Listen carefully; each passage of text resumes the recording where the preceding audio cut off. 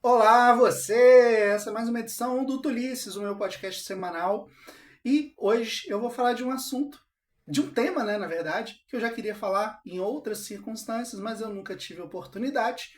E hoje, depois dos acontecimentos da semana passada, foi inevitável deixar esse assunto passar.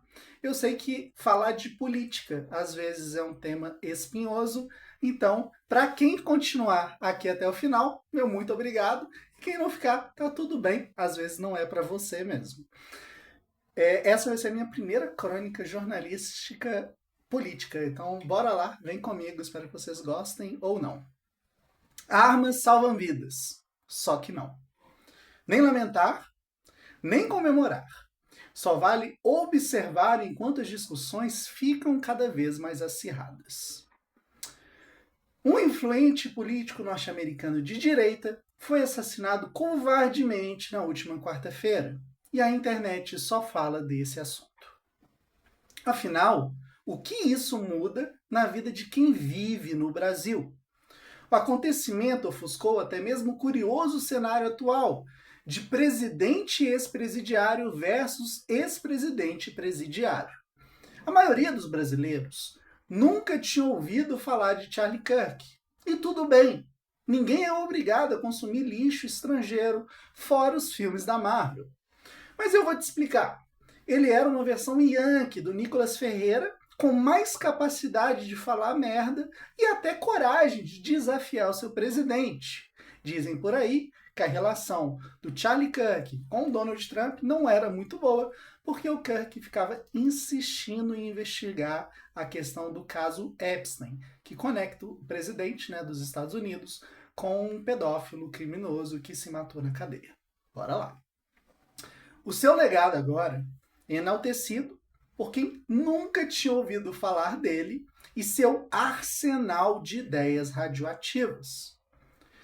Dizer que ele morreu por suas ideias seria um exagero. Ele morreu apesar delas. É claro que não se justifica a morte de ninguém, mas também não se canoniza o vilão só porque virou mártir. Aqui uma citação dele. Nunca é certo justificar o extermínio em massa de pessoas sob o pretexto de que elas são indesejadas.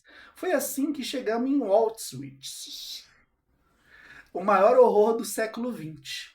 Em seguida, questionado se estava comparando a interrupção de uma gravidez com o Holocausto, ele afirmou: absolutamente, estou. Na verdade, é ainda pior. Kirk também não gostava da palavra empatia.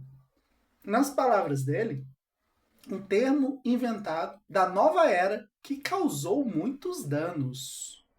Eu vou pular a parte que ele fala que se a filha de 10 anos fosse estuprada e engravidasse, ela teria criança. Também não vou falar dos seus pensamentos sobre Martin Luther King e também sobre a Lei dos Direitos Civis de 1964. Ele provavelmente era uma daquelas pessoas que defende o racismo inverso.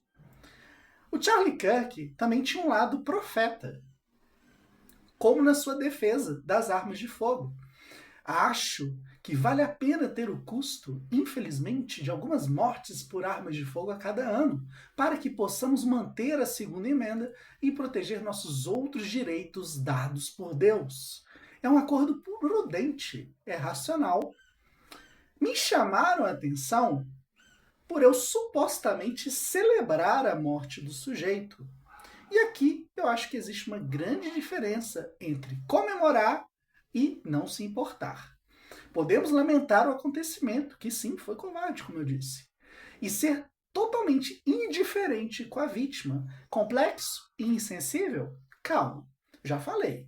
O crime não foi legal, foi uma atitude muito covarde.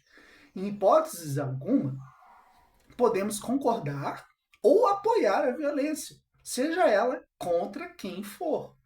Ter esse pensamento não precisa fazer de ninguém hipócrita de querer lamentar o Charlie. Segundos antes de ser atingido, o sujeito literalmente estava com o microfone nas mãos, mentindo sobre pessoas trans serem responsáveis pela maior parte dos casos de tiroteio em massa nos Estados Unidos. No caso do Charlie Kirk, sua grande mensagem foi: armas salvam vidas. Ninguém vai discordar que ele era um péssimo embaixador da própria causa. De longe, aqui no Brasil, a gente observa as consequências do crime político ou de vingança dos defensores da empatia.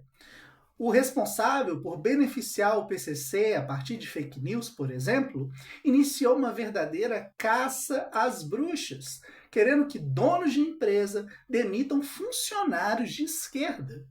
Você vai demitir gente de esquerda, quem que vai trabalhar, cara? Enfim, como se não bastasse, também incentivou a violência. Seja a extrema-direita que eles tanto têm medo. Eu deveria ter feito isso com vozinha, né? Enfim. Mas, por que um assassinato político norte-americano deveria preocupar brasileiros? Eu te digo, é porque os mesmos padrões de incitação e polarização se repetem aqui. Os nervos estão aflorados após a condenação a 27 anos e 3 meses de prisão do genocida, que muitos têm a coragem de chamar de perseguição. Cazuza dizia: eu vejo o futuro repetindo o passado. Será que a gente está em 2018 de novo? É o mundo invertido dos presidentes brasileiros e seus defensores? Isso me deixa um pouco confuso. Quando um irresponsável incita a sua audiência assim, como eu mostrei o rapaz fazendo, ele não está defendendo o seu país. É apenas o ódio e a desordem falando. Assim como o finado Charlie, Nicole não tem a mínima ideia do que é empatia e muito menos se preocupa com as consequências de mais violência. Meu receio é que em breve a gente não precise mais viajar para a Disney para se sentir nos Estados Unidos. Bastará ir em qualquer evento público, em escolas ou universidades, e correr o risco de descobrir o que a cultura deles tem de pior. Você está exagerando, Túlio. Não é bem assim. Essa polarização não é abstração teórica. Ao questionar publicamente a ironia da morte de Kirk em uma publicação no Instagram, eu experimentei em pequena escala o mesmo padrão de violência verbal que ele ajudou a tentar normalizar.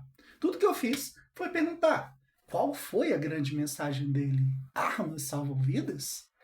E aí virou um pandemônio e eu tive que segurar o meu sarcasmo para não ajudar mais o cara, o autor da publicação, a ter mais engajamento no post.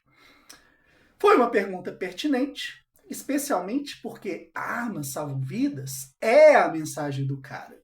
Eu recebi 1000 ofensas, algumas engraçadas, mas a maioria só escancarou o baixo nível de discussão e reflexão e interpretação do brasileiro médio. Não existiu espaço para discussão, foram direto para ataques e ameaças de morte, como se fosse ficar tudo bem cometer crime em público. Sim, eu recebi 3 ameaças de morte.